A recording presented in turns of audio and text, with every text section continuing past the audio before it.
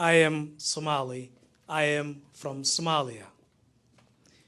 My journey to this stage crossed 4 countries: high school in Somalia, college in Ethiopia, graduate school in South Korea, and finally a PhD from the Ohio State University in the United States.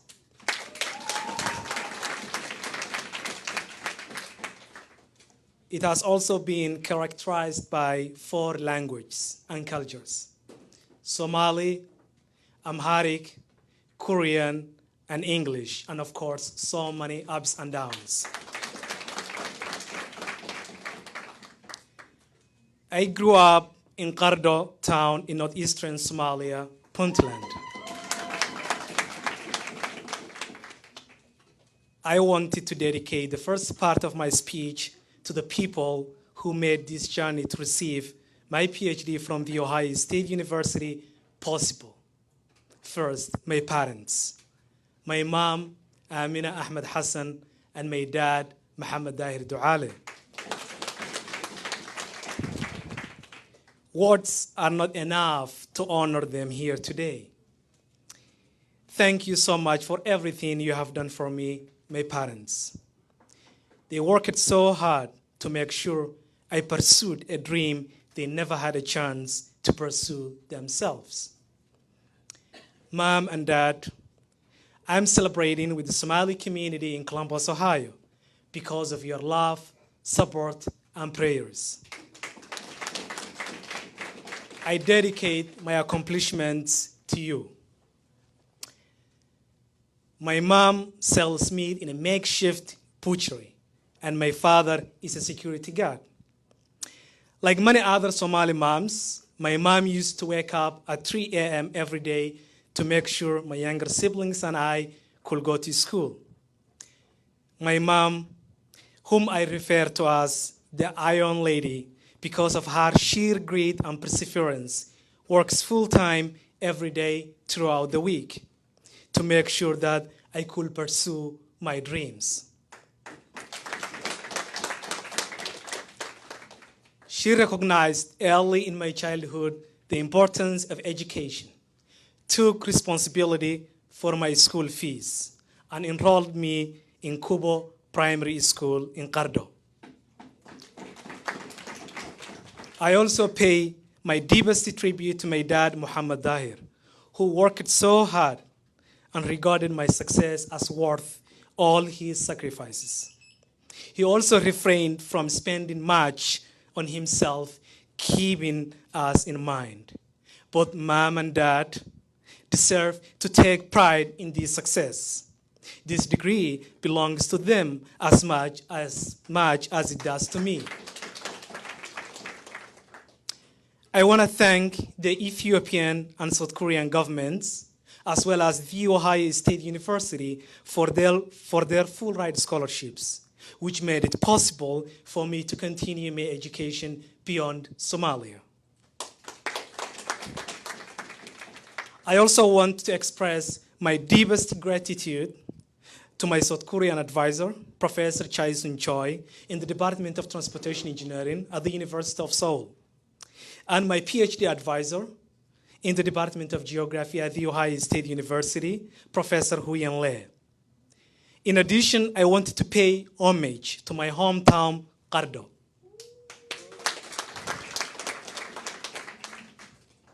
My elementary school and intermediate school, Kubo Primary and Intermediate School, and Sheikh Osman Secondary School, the high school of Qardo, and the wider community.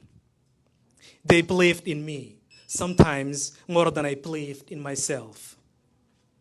I wanted to express my sincere appreciation to the government of Puntland. Without Kubo and Sheikh Osman Secondary School, I wouldn't be where I am today.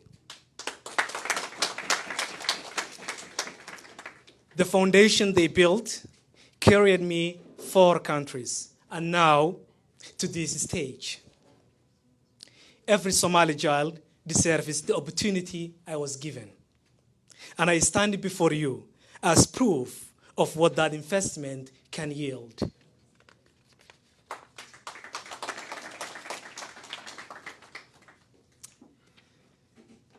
Our country, Somalia, has often been described as the classic example of a failed state.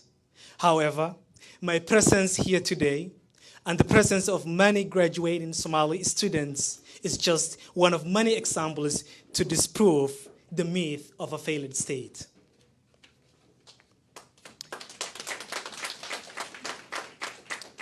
I have a story to share.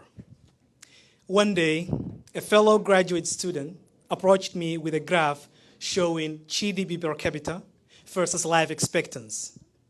He asked me to find Somalia in the figure. My response was that Somalia and the Central African Republic have the lowest GDP per capita and life expectancy. While I cannot speculate on the motive behind this question, it was a reminder of how some people might associate your academic potential with your socioeconomic background. This conversation will stay with me forever, not as a discouragement, but as a motivation to help Somalia break the cycle of poverty and prove that where you come from doesn't determine where you can go.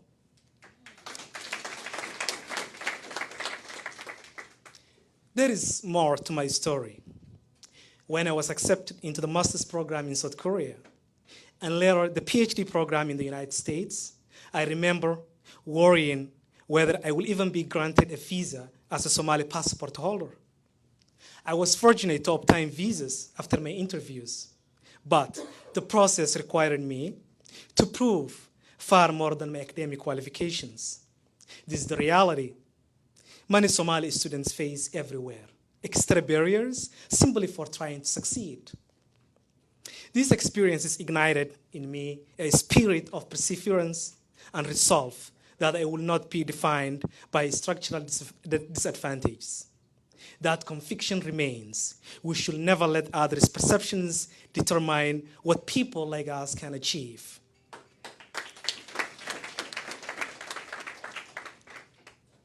My goal is to utilize my skills and knowledge to address the challenges we face here and back home. We can use our education to fight tribalism and poverty. As I begin a new chapter, I plan to mentor the next generation of Somali scholars and to conduct research that makes the world a better place for humanity.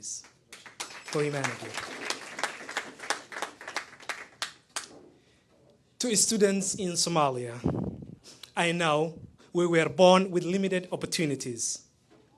I know the odds often feel stacked against us, but you have a choice in how you respond.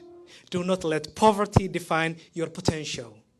Do not let hardship extinguish your ambition. The world will try to impose limits on what you can achieve, but you can always prove them wrong. If a boy from Qardo can earn a PhD from The Ohio State University, so can you.